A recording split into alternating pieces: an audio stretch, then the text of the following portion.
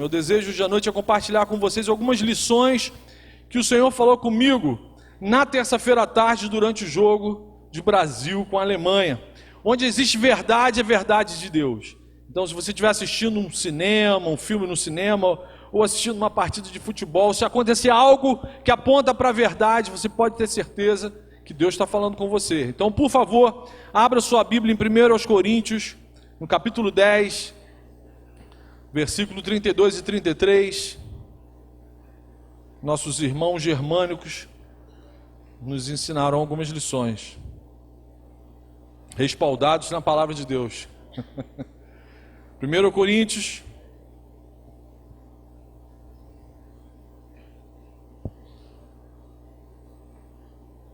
capítulo 10,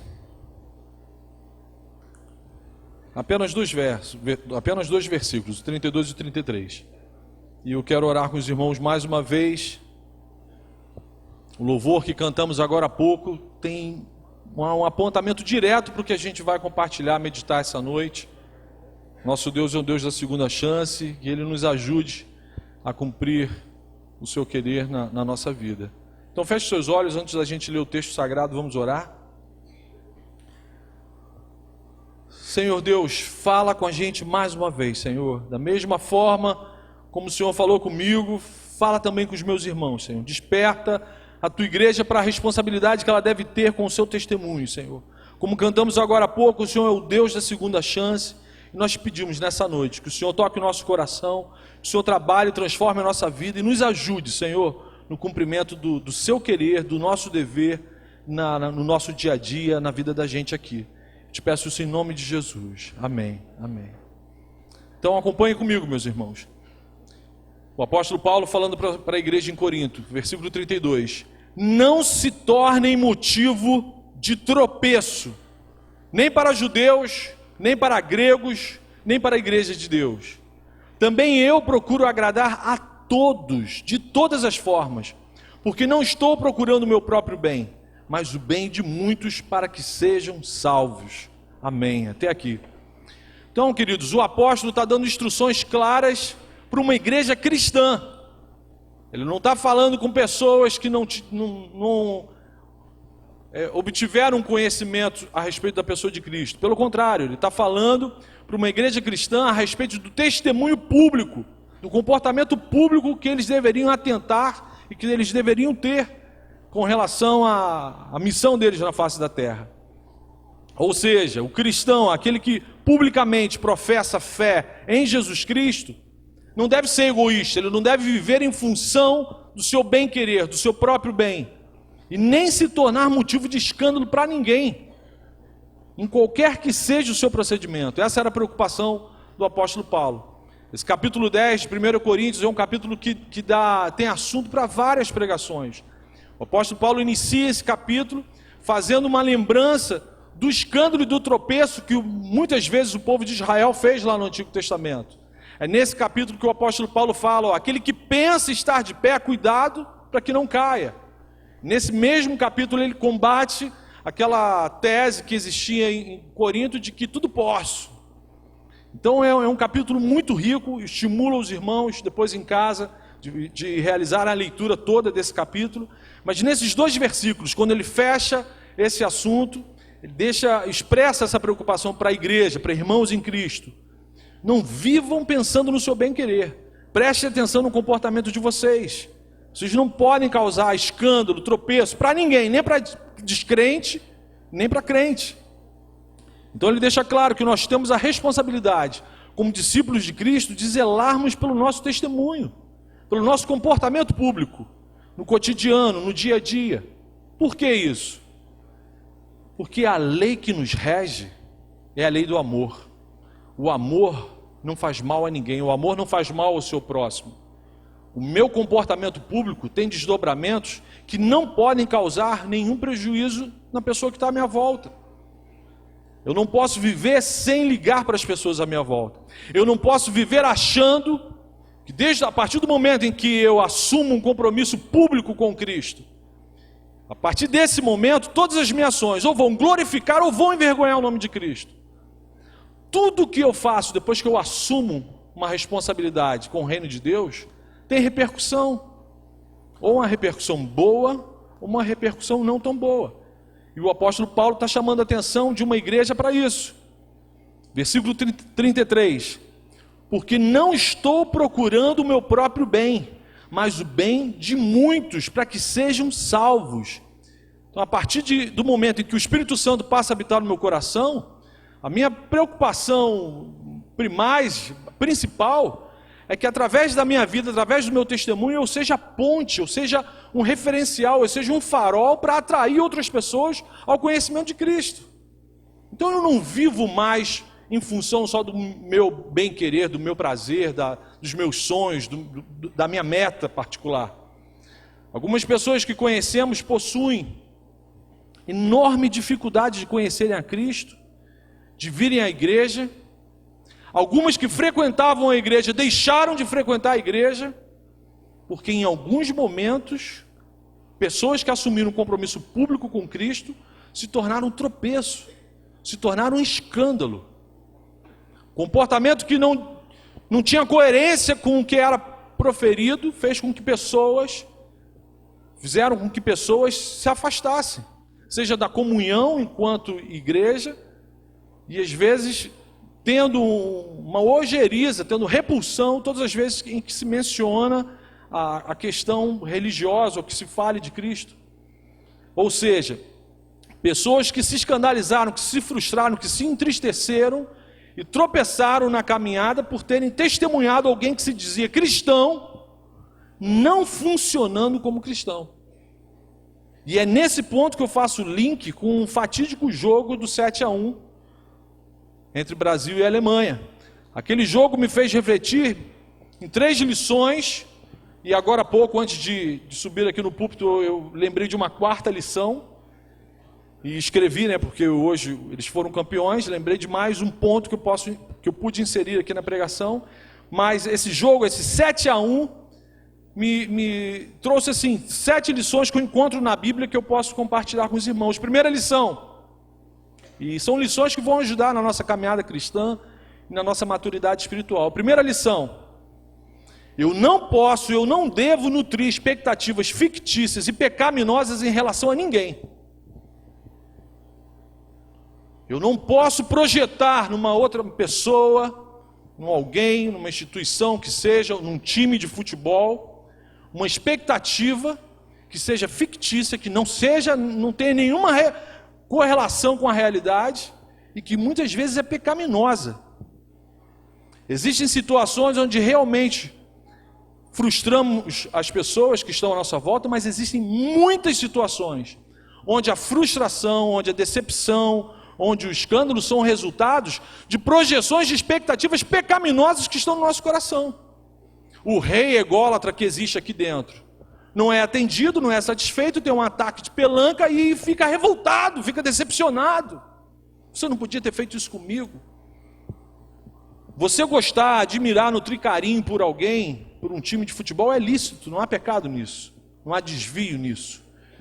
Mas nutrir uma expectativa em relação ao outro, ao próximo, que sobrepõe a nossa humanidade, isso é pecaminoso. E perpassa pela idolatria. Porque na verdade, a pessoa que se frustrou, se decepcionou, porque o ego dela não foi atendido.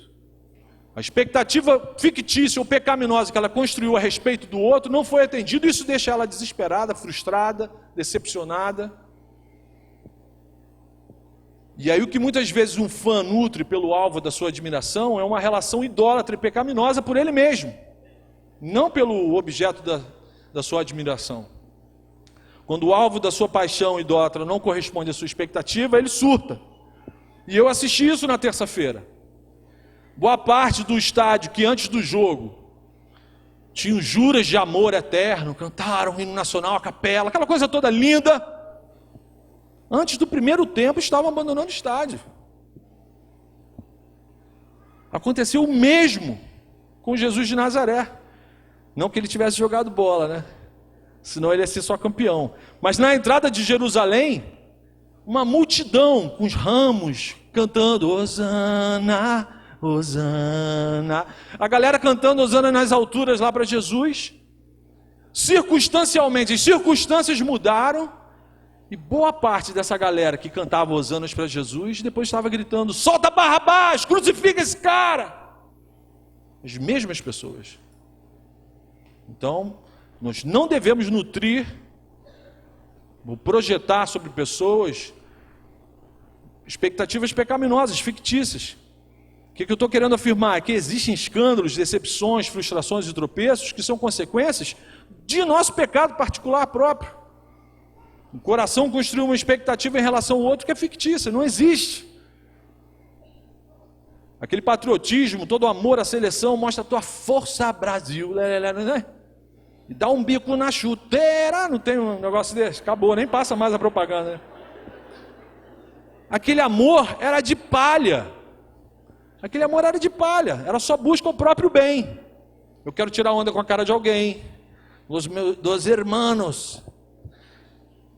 Eu quero me sentir bem de alguma forma. Como eu não estou mais me sentindo bem, aí eu pulo nas tamancas.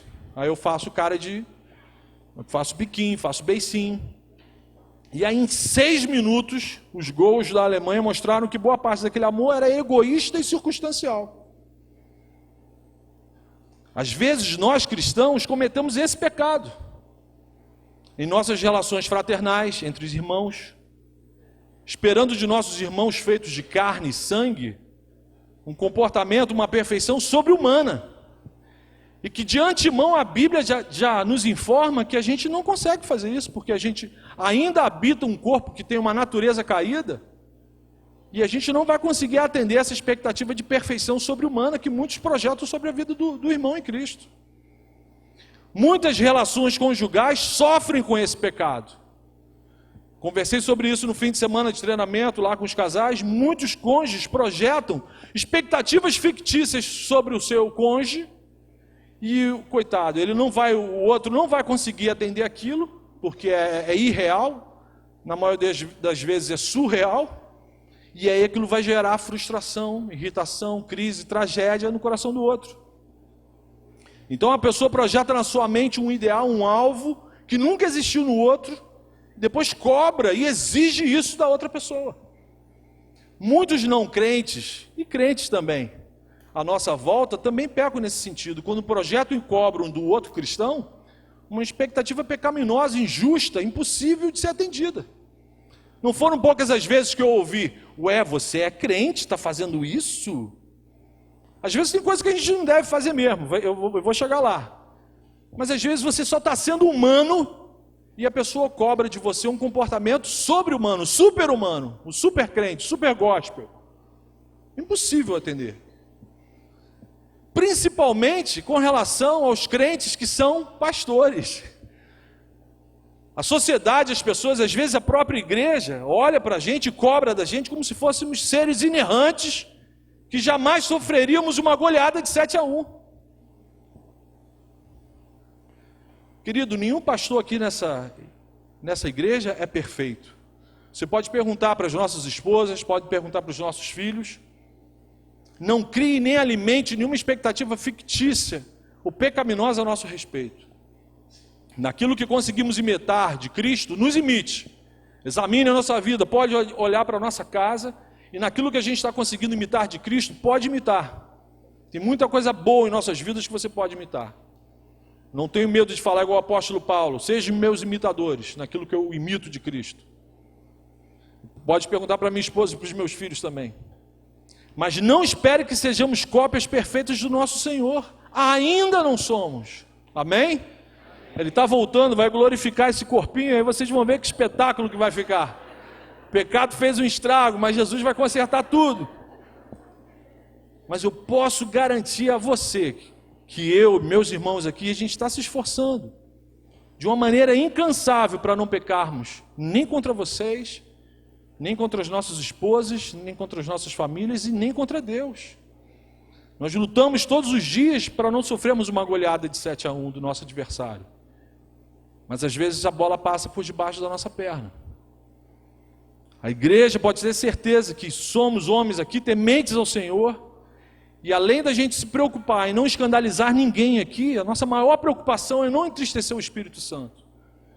Efésios 4:30 diz o seguinte: não entristeçam o Espírito Santo de Deus que habita no coração de vocês. Então, desde o momento em que eu assumi um compromisso público com Cristo, a Bíblia me garante que o Espírito Santo passou a habitar no meu ser. Eu não posso entristecer o Espírito Santo. Então, com isso eu registro aqui que existe sim uma expectativa pecaminosa que eu vi fora do campo, na postura de muitos torcedores lá no dia do jogo, e eu vejo se repetindo isso em outras esferas do relacionamento humano. E nós, como cristãos, precisamos combater, e caso você esteja nutrindo alguma expectativa fictícia por alguém, desconstrua. Esse escândalo, esse tropeço, essa frustração, às vezes é consequência de uma cobrança pecaminosa em relação ao outro. Precisa ser desconstruída na nossa vida. Mas aí vem a segunda lição. E essa era a grande preocupação do apóstolo Paulo com seus irmãos em Corinto. É pecado sim você saber o testemunho que tem que dar e não dar esse testemunho. É pecado sim quando você sabe o que tem que ser feito e não faz. Essa é a segunda lição que eu aprendi com os 7 gols da Alemanha. Ai daquele que escandaliza e faz alguém tropeçar. Ai daquele. Isso não vai ficar impune. Isso não vai passar em branco. Você sabe o que tem que fazer e não faz, você vai gerar escândalo. Você vai gerar tropeço. Você vai entristecer, vai decepcionar alguém. Em Lucas 17, no versículo 1, no início do capítulo 17 de Lucas, Jesus diz aos seus discípulos, Jesus está falando mais uma vez, com pessoas que se relacionavam direto com ele: é inevitável que aconteçam coisas que levem o povo a tropeçar, mas ai da pessoa por meio de quem elas acontecem. Amada igreja, a Bíblia trata isso com muita clareza. A Bíblia fala sobre o testemunho do cristão com muita clareza. É errado esperar do Marcão a perfeição, a imitação ilibada da pessoa de Cristo. Eu não tenho a menor condição de dar isso para vocês. Mas não é errado esperar de mim que eu funcione de forma como um cristão deveria funcionar, deve funcionar. Eu sou uma pessoa que professa Cristo publicamente. Sou conhecido publicamente como um pastor presbiteriano, protestante, calvinista. Eu não tenho o direito de não funcionar como tal. Eu não tenho o direito de não parecer publicamente para as pessoas que eu sou um cristão, que eu sou um pastor, que eu sou protestante, que eu acredito na soberania e na regência de Deus sobre todas as coisas. Então, se um atleta profissional de qualquer área esportiva, que treina e é capacitado para desempenhar uma determinada função e não o faz, de fato ele vai entristecer as pessoas que esperavam que ele funcionasse da forma como ele deveria funcionar. É lícito e absolutamente normal esperar que jogadores de futebol profissionais atuem como jogadores de bola profissional. Eu não entendo muito bem disso não, mas acho que o que aconteceu terça-feira não foi um negócio de profissional não. A Copa não é um campeonato de peladas, daquela bolinha que se bate no final de semana. Tem que explicar, né? Senão as pessoas vão... Não tem nada a ver com muito calor, não é isso. É aquele futebolzinho que rola sem nenhum critério. Exigir a vitória de um profissional na área esportiva é pecado. Exigir, cobrar, rasgar a camisa, jogar a bandeira, queimar a bandeira, isso é pecado. Mas esperar que um profissional na área esportiva, treinado, habilitado e qualificado para aquilo, não desempenhar em campo o que era preparado, o que ele deveria estar preparado para fazer, é lícito esperar isso dele. E se ele não faz, é absolutamente normal você ficar frustrado e entristecido com isso. Por isso muitos se frustram e ficam indignados e escandalizados com razão quando um cristão não funciona como cristão. Quando há alguém que professa a Cristo, que é a habitação do Espírito Santo, não dá testemunho público coerente com a fé que ele professa. Não funcionou, aquela criatura ali não está funcionando como cristão. Mas ele diz que é cristão. Ele tem a porção de música decorada, uma porção de versículo decorado. Não deu um testemunho coerente com a sua profissão pública de fé. Tenha absoluta certeza que alguém à sua volta vai ficar triste, vai se decepcionar, e você pode se tornar tropeço para alguém. no nosso dia a dia, dentro de casa, no trabalho e na igreja, um cristão que não funciona como cristão, que busca mais o seu bem-estar do que o bem do próximo, não se interessa pelo próximo da mesma forma como ele busca os próprios interesses, esse cristão vai frustrar muita gente. Vai gerar tristeza, vai gerar escândalo. E aí vem Jesus, o autor e consumador da nossa fé, falando: ai daquele que se tornar fonte desse escândalo. Sabe por que Jesus é tão severo contra o mau testemunho? Porque no final das contas, não é você que passa vergonha, não é você que sofre o escárnio, não é o seu nome. É o nome de Cristo, é o reino de Deus que é envergonhado e que é alvo de escárnio e de apontamento negativo. Quando eu assumo um compromisso com Cristo, a minha identidade muda. No meu RG, o primeiro nome que vem lá, ó, esse aqui é de Jesus. Aí vem Marco Antônio Afonso. Então, quando eu envergonho o Evangelho, eu estou envergonhando o nome de Cristo em primeiro lugar. Isso é muito sério. Eu me tornar fonte de tropeço, porque muitas vezes os nossos amigos não crentes, a imagem que eles têm de Deus, de Cristo, do amor que a gente prega, é o que ele vê na gente. Ele faz a leitura da Bíblia que existe em você. E aí, se ele olha em você e não vê o Cristo que você está falando com os seus lábios, aí alguma coisa dá errado. Por isso Jesus falou: ai de quem for a causa desse tropeço. E aí, em seguida a esse versículo, vem um dos versículos mais assustadores, ou um dos mais assustadores que eu já li na Bíblia. Jesus fala: é melhor, a tua relação comigo seria melhor se você tivesse amarrado uma pedra de moinho no seu pescoço e tivesse se lançado ao mar. Jesus não está querendo ser literal, por isso que ele dá um exemplo de algo que nós, seres humanos, não conseguiríamos fazer: pegar uma pedra de moinho gigante, toneladas, amarrar no pescoço e cometer suicídio. Mas Jesus está falando que a consequência do pecado seria menos pior você ter se jogado ao mar do que você ser fonte de tropeço na vida de alguém. É muito sério, meus irmãos, é muito sério. O nosso testemunho público, a forma como a gente se porta publicamente, dentro da nossa casa, no ambiente de trabalho, dentro da igreja, é muito sério. O incrédulo vai enxergar e vai entender de cristianismo o que ele vê na nossa vida, naquilo e na forma como ele se relaciona com você. E aí, quando um cristão não funciona na prática como tal, isso vai gerar tristeza, tragédia na vida de alguém. Então é lícito qualquer um esperar que sua moral, se você é cristão, é lícito qualquer pessoa esperar que a sua moral, a sua postura, a sua língua, os seus olhares, as suas brincadeiras, suas ações e reações passem a ser moldadas e guiadas pelo que a Bíblia aponta, pelo que o cristianismo normatiza. Meus irmãos, é muito estranho, vou confessar para vocês, é muito estranho quando a gente, acessando lá o Facebook, eu vejo pessoas, membros dessa igreja aqui, compartilhando e escrevendo palavrões em seus posts. É uma incoerência com o comportamento cristão. Ah, pastor, é cultural. O reino de Deus redime a cultura. Amém? Então, se tem alguma coisa distorcida na nossa cultura, o cristianismo redime isso. Somos indesculpáveis. Você não tem a desculpa de fazer algo que é distorção, porque todo mundo faz.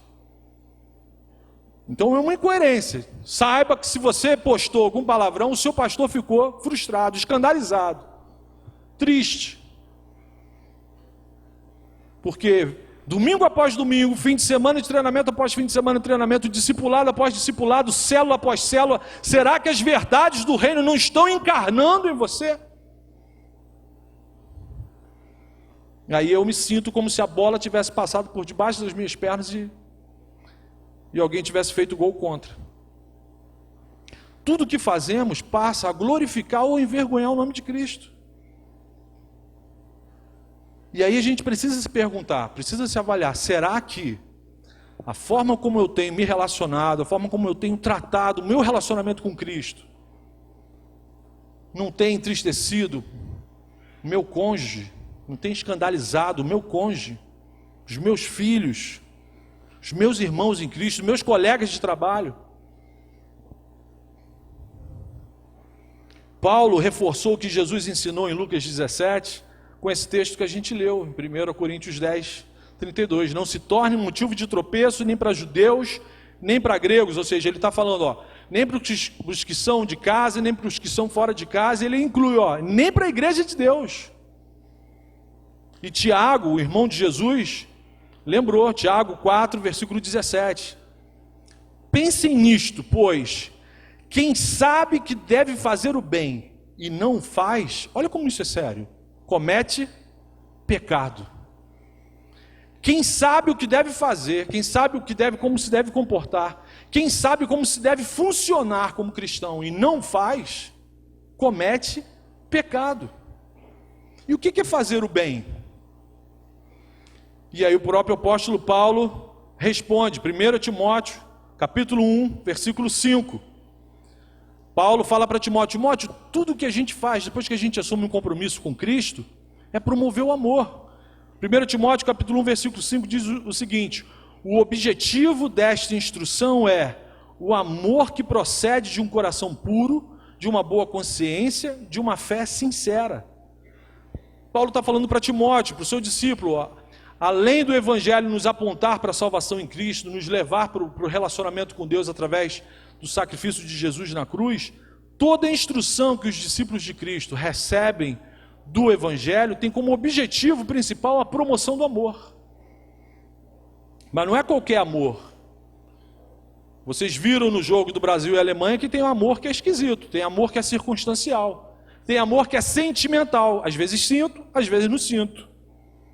Isso é um amor pecaminoso, não tem nenhum vínculo com o reino. O Espírito Santo deixa bem claro de que amor a Bíblia Sagrada está falando. Um amor que nasce de um coração puro, de uma boa consciência e de uma fé sincera. O que é um coração puro? É um coração que examina as suas intenções. O pastor Hernani, algumas semanas atrás, esteve pregando sobre isso aqui. Um coração puro é aquele que examina as suas intenções, as intenções que habitam dentro dele ali. Aquele que nutre intenções benignas com relação ao mundo à sua volta, tem um coração puro. Se o Espírito Santo de fato habita em você, ele é o maior interessado em nutrir em você um coração puro. Um coração cujas intenções são benignas, são bênção em relação a tudo à nossa volta. Uma boa consciência quando os nossos pensamentos são aprovados ou condenados, tendo como parâmetro a moral e a justiça do reino. Isso é uma boa consciência. Quando o Espírito Santo liga a luz vermelha falando para você, isso aí não. Então, uma boa consciência quando suas ações são aprovadas ou reprovadas, seguindo como parâmetro a moral e a justiça do reino. E o que é uma fé sincera? É uma fé sem hipocrisia. Toda vez que eu vejo a palavra sincera, eu lembro do nosso irmão Wagner, que o Senhor permitiu que ficasse com a gente aqui um tempo, que ele deu uma explicação super legal da origem da palavra sincera. Não sei quantos dos nossos jovens lembram dessa pregação, mas ele explicando que na Europa medieval, era aquela construção enorme de estátuas, muitas estátuas na hora da fundição, ficavam com bolhas de ar, ficavam com defeitos. Então o artesão, para não perder obra, para não perder aquele dinheiro ali, enchia aqueles buracos com cera. Então uma estátua sem cera era uma estátua mais valiosa. Daí vem a palavra sinceridade, sem cera, sem burlo, sem engano, sem hipocrisia, sem mentira, sem fingimento. Então uma fé sincera é uma fé sem hipocrisia, sem coisa tapando ali, fazendo de conta que é o que não é. É um relacionamento com Cristo livre de religiosidade, livre de formalidade hipócrita.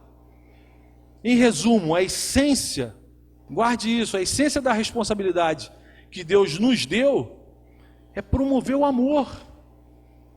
O amor não é a essência da lei? É promover o amor por meio de um testemunho público, e que esse testemunho público seja uma consequência de um coração sincero, de uma boa consciência, de uma fé sincera, de um coração puro e de uma fé sincera. E esse amor que a Bíblia fala, meus irmãos, não é um sentimento circunstancial. Amor é um mandamento, amar é um mandamento. Você cumpre independente de estar sentindo vontade. Amar é desejar o bem para uma outra pessoa, abrindo mão muitas vezes do seu bem. Não foi isso que Paulo falou para a sua igreja no versículo 33? Não estou procurando meu próprio bem, mas o bem de muitos para que sejam salvos. O Evangelho de Cristo é a mensagem de um amor altruísta, de um amor sacrificial, de um amor que custa. Se amar as pessoas à nossa volta não está custando nada para a gente, é melhor a gente parar e se reavaliar. Se o nosso cristianismo, se a execução e o cumprimento da lei máxima, que é amar a Deus sobre todas as coisas e ao próximo como a nós mesmos, não está nos custando algo, a gente precisa reavaliar, porque a Bíblia fala que o amor altruísta é sacrificial, custa. Deus tanto nos amou que deu o seu próprio Filho. A mensagem da graça é maravilhosa, mas houve custo. O verdadeiro amor custa, o verdadeiro amor é sacrificial. Não busca o seu próprio bem. Se o nosso cristianismo não está promovendo esse amor, como discriminado aqui na palavra de Deus, eu posso afirmar por dedução, não precisa ser profeta, para falar que a gente está de alguma forma entristecendo, frustrando, sendo tropeço para a vida de alguém. E aí esse pecado vai gerar consequência, vai entristecer o Espírito Santo, e essa tragédia vai trazer disciplina de Deus sobre a nossa vida. Jesus falou: ai daquele que promoveu o escândalo. Isso não passa impune. Conhecer a vontade de Deus e não praticá-la é decidir pela desobediência. Tomei ciência, tomei conhecimento, o pastor explicou, todo domingo eu tomo conhecimento de alguma verdade bíblica, todo fim de semana de treinamento eu tomo conhecimento, ciência de alguma verdade bíblica. Quando eu não coloco ela em prática, eu estou deliberadamente falando o seguinte para Deus: Deus, eu decidi não te obedecer. Eu sei que o Senhor deseja isso para a minha vida, mas eu prefiro não te obedecer, pois eu sei o que é o melhor para mim. É isso que a gente faz na prática quando a gente não obedece aos ensinamentos, a tudo que a gente adquire como conhecimento da palavra de Deus. Tal atitude expressa orgulho e soberba. Toda vez que um cristão não obedece ao seu Senhor, ele está agindo com orgulho e soberba. E o que diz Provérbios sobre orgulho e soberba? A soberba precede a queda. O apóstolo Pedro ainda registra um texto muito sério em relação a isso. 2 Pedro, capítulo 2, versículo 21. Olha o que o apóstolo Pedro fala com relação a um cristão que decide deliberadamente desobedecer o Senhor. Seria melhor que nunca tivessem conhecido o caminho da justiça. Tratar a vontade de Deus com leviandade é não ter consideração com ninguém à sua volta. Certamente isso vai te tornar alvo da disciplina santa e justa de Deus. Então guarda isso. A desobediência à vontade de Deus nos torna infelizes. Anote isso. Desobedecer à vontade de Deus nos torna infelizes. Porque você vai gerar tristeza nas pessoas à sua volta, vai gerar tristeza ao Espírito Santo.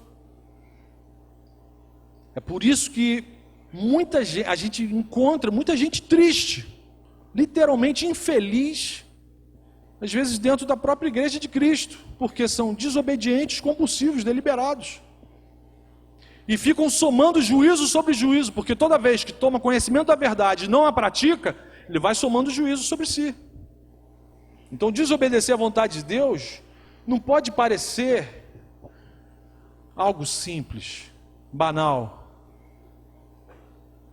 Pode não parecer algo muito sério hoje, mas parecerá extremamente sério quando Jesus voltar e examinar as nossas obras. O que você fez com todas as instruções que o Espírito Santo te concedeu?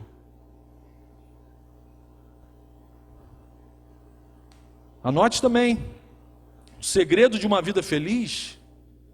Eu falei para vocês o que causava infelicidade, mas vou falar o que causa felicidade. A pregação está pesada, né? 500 toneladas, vamos ler. O segredo de uma vida feliz é deleitar-se no seu dever para com o Senhor. você ter uma vida plena de realização que te deixa feliz, plenitude é não sentir falta de nada, é você se deleitar, é você ter prazer naquilo que mandaram você fazer. O que Deus mandou você fazer? Promover o amor. Quando o dever, quando um mandamento, quando o que de fato eu tenho que fazer se torna uma alegria, um prazer na minha vida, eu me torno bênção. Eu me torno bênção para mim e para quem estiver à minha volta. A Bíblia fala que até os meus inimigos vão ficar com brasas vivas sobre a cabeça deles, porque se eu amo fazer o que me mandaram fazer, eu me transformo em bênção. Salmo 119, 54, o salmista diz o seguinte: os teus decretos são motivo dos meus cânticos. Eu te louvo, eu estou alegre por causa do que você me mandou fazer. O jogo e os gols entre Brasil e Alemanha me mostraram isso.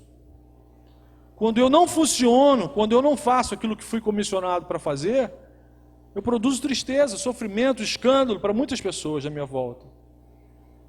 No caso, a seleção naquele dia entristeceu muita gente, mas a Alemanha alegrou muita gente. No caso do cristão, nós, quando não fazemos aquilo que deveríamos fazer, a gente entristece as pessoas e o Espírito Santo. E aí, qual foi a terceira lição que eu aprendi naquela tarde de terça-feira com os gols da Alemanha? Terceira lição: a humilhação pode nos mudar para melhor. A humilhação, a disciplina de Deus pode nos mudar para melhor. A humilhação, seguida do reconhecimento de erro, de arrependimento, de confissão de pecados, com certeza vai nos mudar para melhor. Eu coloquei o pode nos mudar para melhor, porque algumas pessoas são humilhadas e não reconhecem, não se arrependem, não mudam. Preferem seguir o caminho de Judas Iscariotes. Agora, a humilhação seguida do reconhecimento de que errou, acompanhada de pedido de perdão, isso com certeza vai nos amadurecer e nos mudar para melhor. Davi Luiz era o capitão da seleção brasileira naquela noite, naquela partida de terça-feira, e assim que ele saiu de campo, ele reconheceu que não funcionou como deveria ter funcionado, e o que ele fez? Pediu perdão. É assim que um cristão tem que fazer. Provérbios 29 e 23 diz o seguinte: o orgulho do homem o humilha, mas o de espírito humilde obtém honra. Deus se opõe aos soberbos e humilha os obstinados e os arrogantes. A humilhação é uma forma poderosa de disciplina.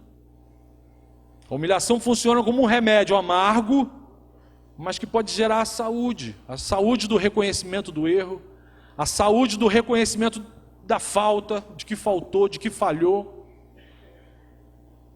E a humilhação seguida disso possibilita a bênção do recomeço.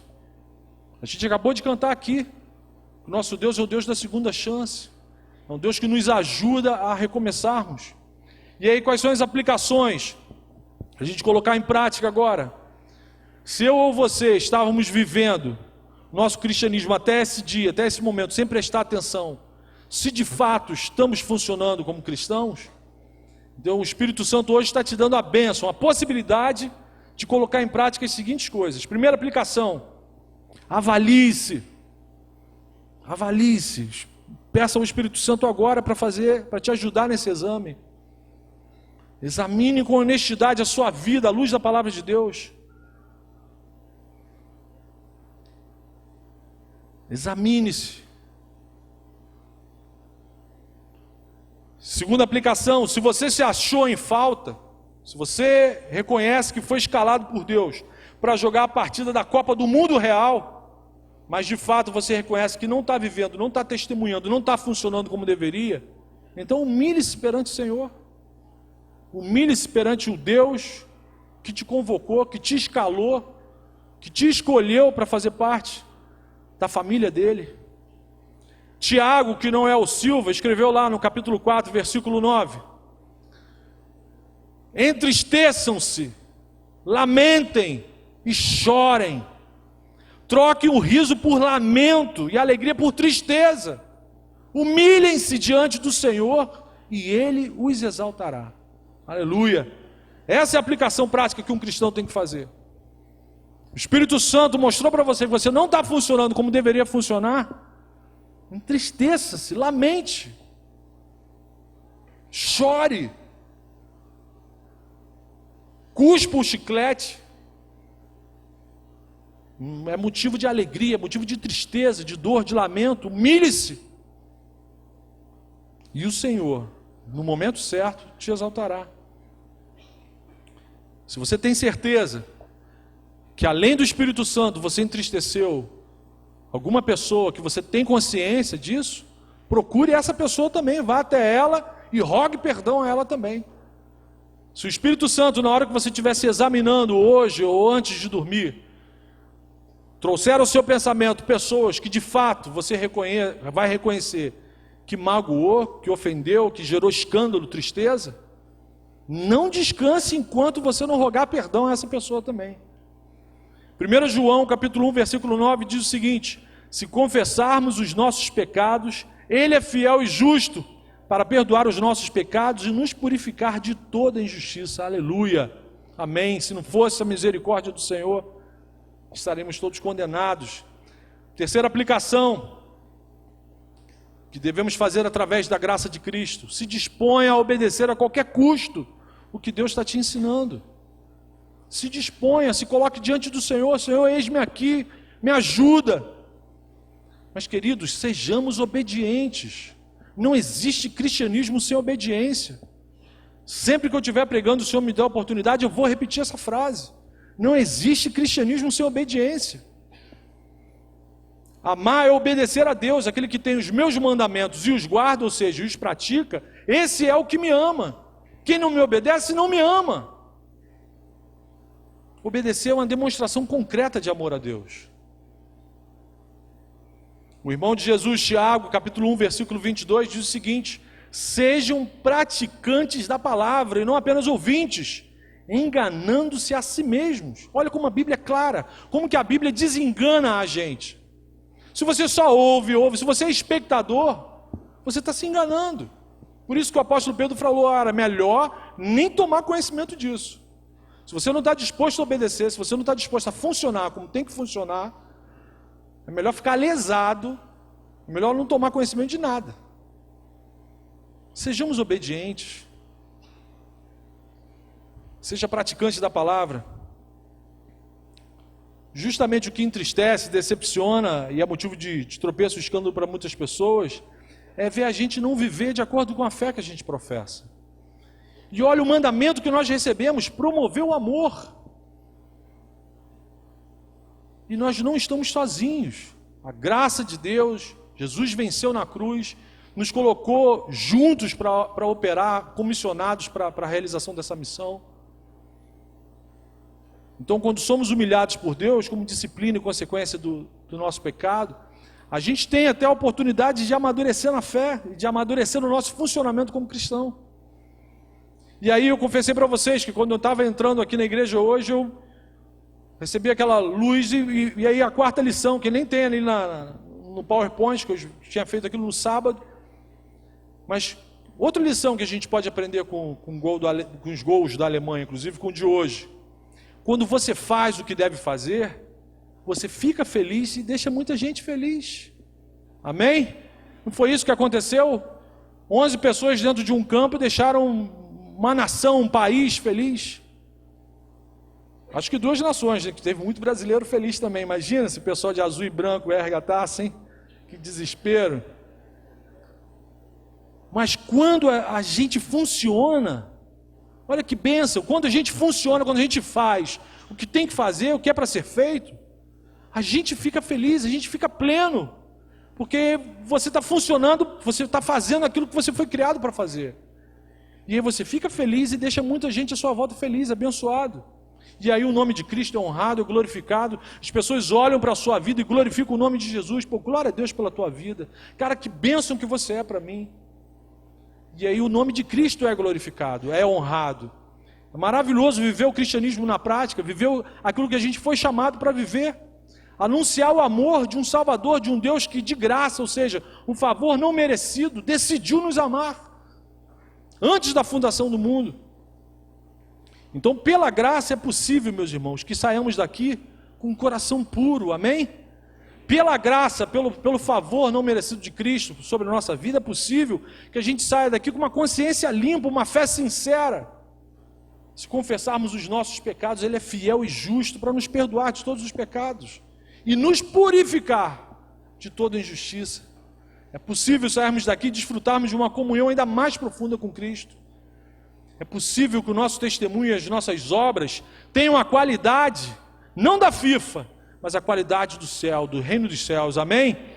E aí, pela graça de Cristo, é possível que a gente saia daqui para uma semana onde o coração, onde o Espírito Santo vai se alegrar com a vida da gente, com o nosso testemunho, onde seremos bênção dentro das nossas casas, no ambiente de trabalho, na nossa rua e na nossa igreja. Essa é a minha oração, esse é o meu desejo, esse é o apontamento da palavra de Deus para a vida da gente. Que o Senhor continue derramando a sua graça e a sua misericórdia sobre as nossas vidas, amém? Vamos ficar em pé, vamos orar e depois vamos cantar ao Senhor, cujo amor nunca falha. Nosso Deus é um Deus que nunca falha.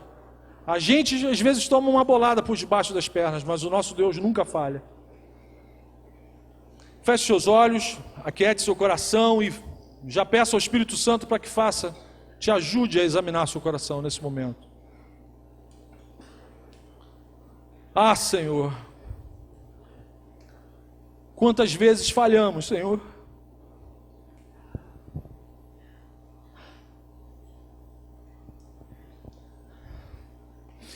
Quantas vezes a gente entristece as pessoas à nossa volta? Quantas vezes a gente entristece o Teu Espírito, Senhor? Misericórdia, Senhor. Perdoa os nossos pecados, Senhor. Como nos assusta quando pensamos nisso, Senhor. Muitas vezes nós falhamos com o nosso testemunho, Senhor. Mas aqui como igreja queremos confessar, Senhor, e reconhecer que o Senhor nunca falha com a gente, Senhor. Obrigado, Senhor, pelo seu amor. Obrigado pela sua graça, Senhor. Obrigado porque o Senhor é um Deus que insiste em nos amar, Senhor. Louvamos o Teu nome por isso. Pela chance que o Senhor está dando para a sua igreja, Senhor, para os seus filhos se reavaliarem e reiniciarem a caminhada com o Senhor. Que o nosso relacionamento seja consequência, Senhor, de um coração puro, Senhor. De uma consciência limpa, Senhor. E de uma fé sincera, Pai, por favor. Queremos gerar alegria para o Teu coração. Queremos que as outras pessoas glorifiquem o Teu nome olhando para a vida da gente, Senhor. E que isso não seja glória para a vida da gente, não, Senhor. Que as pessoas não se lembrem da Igreja Oceânica, mas lembrem do Senhor. Amém, Senhor? Por favor, te rogamos que o Senhor nos use de uma forma assim poderosa, plena, Senhor. E que pessoas encontrem o caminho da salvação em Jesus através do nosso testemunho. Pai, por favor, abençoa a Tua igreja. Te peço isso em nome de Jesus. Amém, amém. Vamos louvar o Senhor, vamos cantar.